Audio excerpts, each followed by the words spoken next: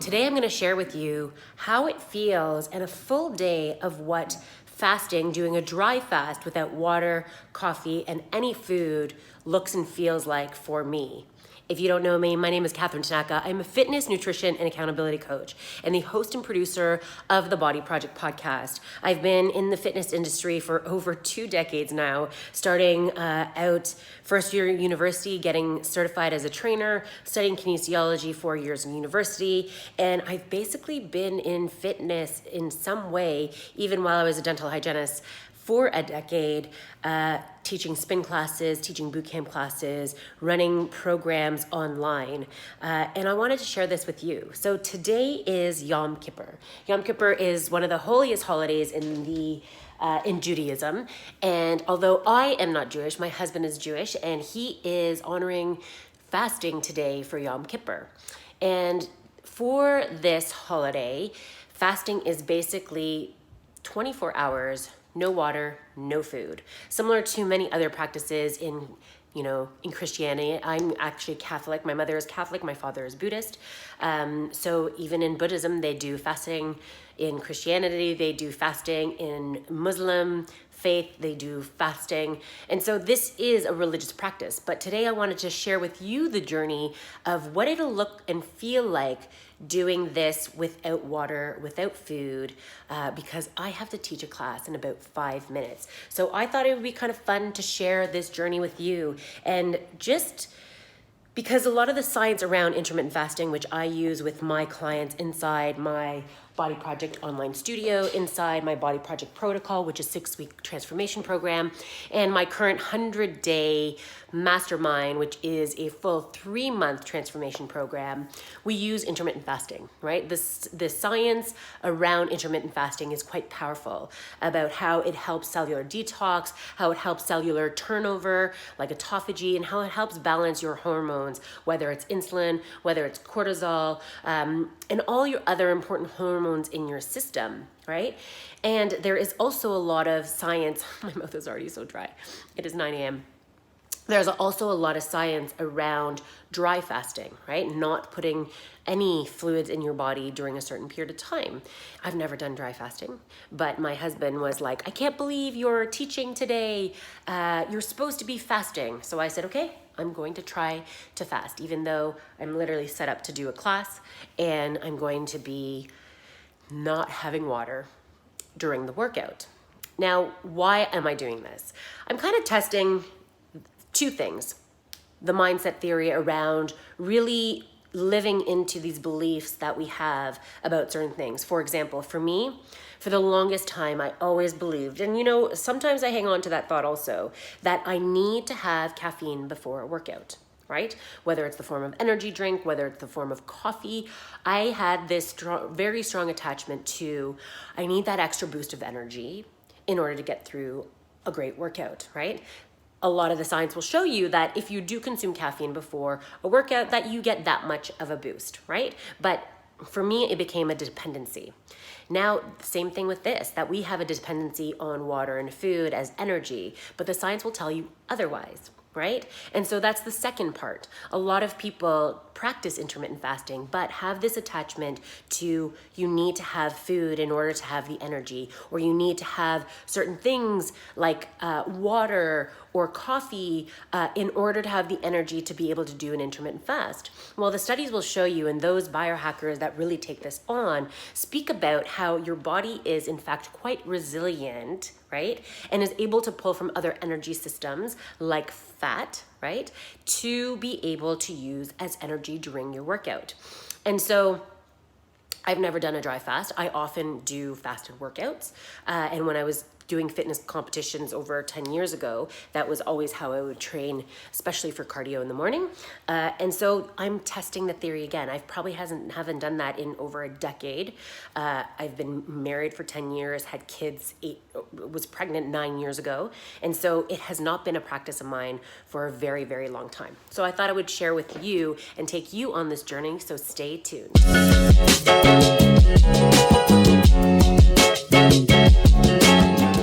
Just finished a super sweaty 45-minute basically HIIT. It was metabolic conditioning for legs and lungs, a lot of cardio.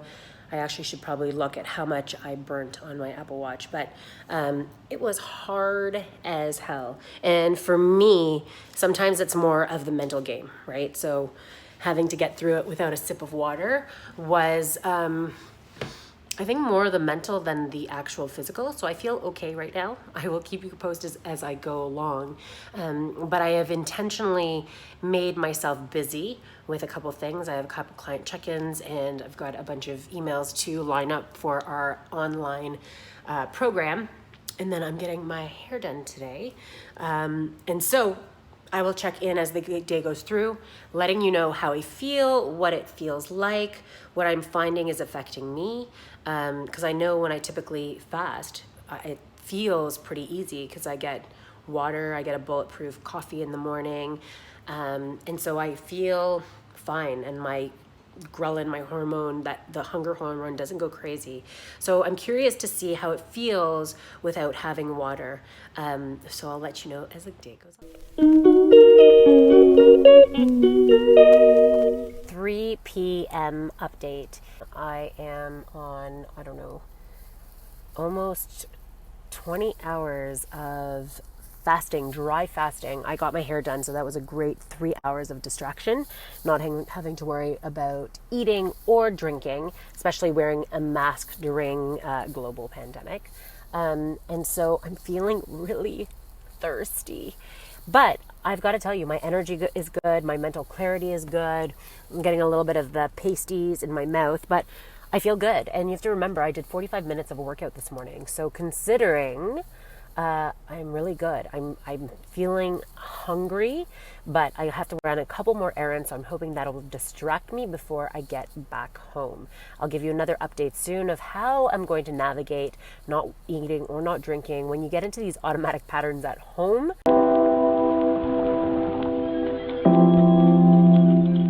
Wanting to give you a bit of an update. It has been exactly 24 hours since my last meal and my last sip of water.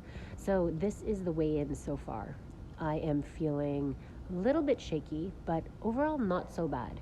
The key for me has been keeping busy most of the day. I almost had a slip up. I was just making my kids spaghetti and meatballs, and I literally almost, like, I had a meatball in my hand, putting it in my mouth, and I was like, oh my God, I'm not supposed to be eating this.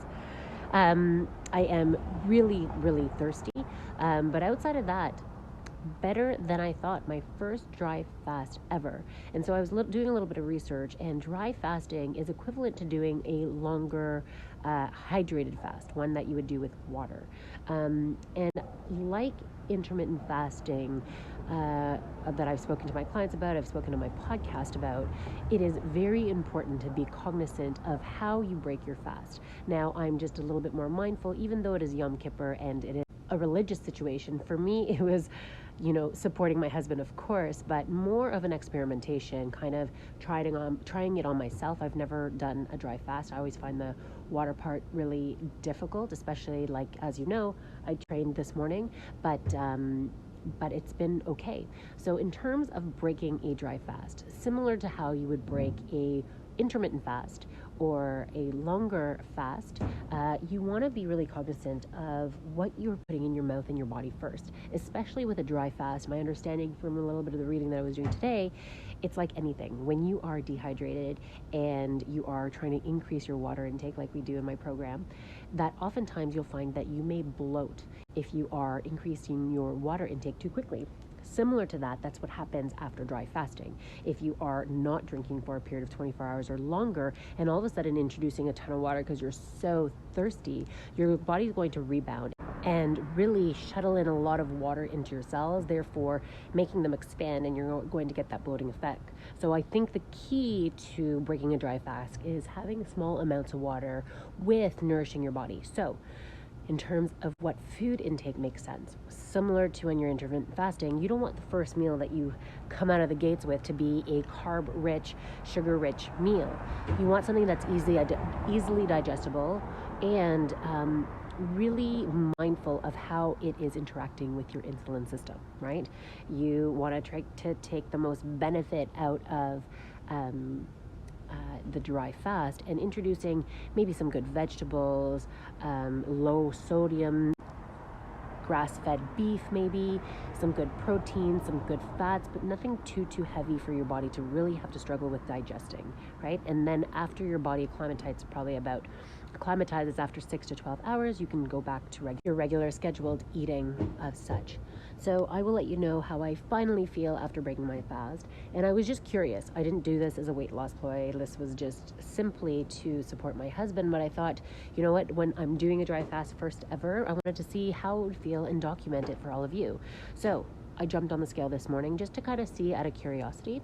And then I just jumped on the scale. So literally 24 hours later, yesterday I was 135 pounds. That's like my fighting weight. That's what I'm usually at all the time. And then I just weighed myself now, 131.6 or something. What, 6 or 4? So 3.5 pounds. But that's water weight, guys. That is not fat weight. But don't forget, when you do intermittent fasting or dry fasting, it does support your metabolism in clearing out, in creating autophagy in your system, cell regeneration and detoxing. So for sure, there's some benefits to dry fasting. But if you want to know more about intermittent fasting and how you can incorporate it into your optimal health journey, if this is something that you're curious about, if you want to know the research around it, you can always listen to my podcast on it. I will include all the details wherever you are watching this. But for today's experiment, so far, so good. I will be breaking my fast at 8 p.m. this evening. We are going to be having asparagus, steak, arugula salad, and some Brussels sprouts. I'll let you know how that goes. It is 7:54 and I'm prepping dinner now, and I am starving, but we are ready to go. We're gonna eat. I'll show you what we have.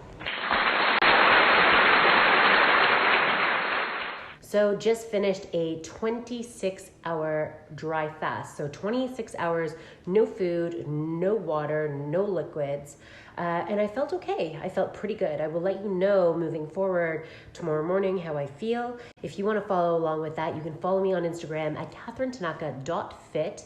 And please, rate, review, and subscribe. And I would love for you to comment below and let me know if you want to learn more about what I'm up to, more about intermittent fasting and how it can support you and your optimal health. I'm Katherine Tanaka. Thank you for watching this journey with me.